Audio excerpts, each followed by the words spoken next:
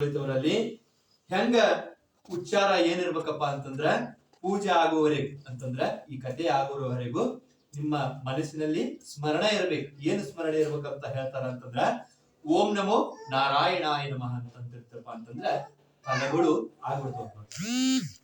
ಯಾಕೆ ಹೇಳ್ತಿದ್ರಪ್ಪ ಅಂತಂದ್ರ ಈ ಕಥೆಯನ್ನು ಓದುವಾಗ ಫಲಪುಷ್ಪಗಳು ಆಗ್ಬಹುದು.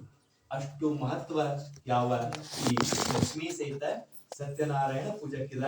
ಏನ್ ಹೇಳ್ತದಪ್ಪ ಅಂತಂದ್ರ ನೀವು ಅಲ್ಲಿಂದ ನಿಮ್ಮ ಸಂಕಲ್ಪ ಮಾಡ್ಕೋಬಹುದು. ಸಂಕಲ್ಪ ಮಾಡ್ಕೊಂತ ಮನಸ್ಸಿನಲ್ಲಿ ಅಂತಂದ್ರೆ ಏನದ ಓಂ ನಮೋ ನಾರಾಯಣಾಯ ನಮಃ, ಓಂ ನಮೋ ನಾರಾಯಣ ನಮಃ ಅಂತಂದ್ರ ಈಗೇನು ನಾವು ಪ್ರತಿಷ್ಠಾಪನೆ ಮಾಡಿದೇವಲ್ಲ, ಏನು ಪ್ರತಿಷ್ಠಾಪನೆ ಮಾಡಿದೇವಲ್ಲ ಯಾವ ಅಂತಂದ್ರ ವಿಷ್ಣು ನೋಡ್ರಿ, ವಿಷ್ಣು ಶ್ರೀ ಸತ್ಯನಾರಾಯಣ ಅಂತಂದ್ರ ವಿಷ್ಣು ಅಂತ ಯಾವ ಅಂತಂದ್ರ ಮತ್ತೇನಪ್ಪ ಅಂತಂದ್ರ ಅದಕ್ಕ ನಾರಾಯಣ ಮಹಾ ಅಂತಂದು ಉಚ್ಚಾರ ಕೊಡ್ಬೇಕು ಅಂತ ಹೇಳ್ತಾರ.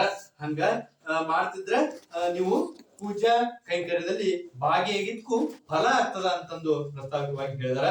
ಮತ್ತೇನಪ್ಪಾ ಅಂತಂದ್ರ ಇದನ್ನ ಕ್ರಮಬದ್ಧವಾಗಿ ನಿಯಮಾನುಸಾರವಾಗಿ ಪೂಜೆ ಮಾಡಿ ಅತಿ ಶೀಘ್ರದಲ್ಲಿ ನಿಮಗ ಏನು ಫಲಗಳು ಆಗ್ಬಿಡ್ತವು ಅಂತಂದು ಹೇಳಿದಾರ.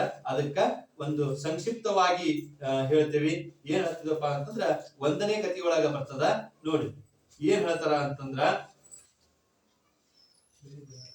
ಇದನ್ನ ಯಾರು ಮಾಡಿದ್ರು, ಈ ಕಥೆಯನ್ನು ಯಾರು ಮಾಡಿದ್ರು, ಯಾಕೆ ಮಾಡಿದ್ರು, ಇದಕ್ಕ ಏನು ಅನ್ನೋದು ಸ್ವಲ್ಪ ಸಂಕ್ಷಿಪ್ತವಾಗಿ 1ನೇ ಅಧ್ಯಾಯದೊಳಗ ಹೇಳ್ತಾ ಹೋಗ್ತೀವಿ ನೋಡಿ.